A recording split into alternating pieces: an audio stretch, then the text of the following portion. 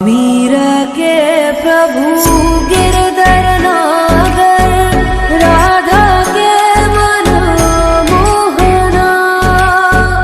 राधा दिन श्रृंगार करे और मीरा बन गई जोगनिया। दिल करदा मैं तेनू वेखी जावां, दिल करदा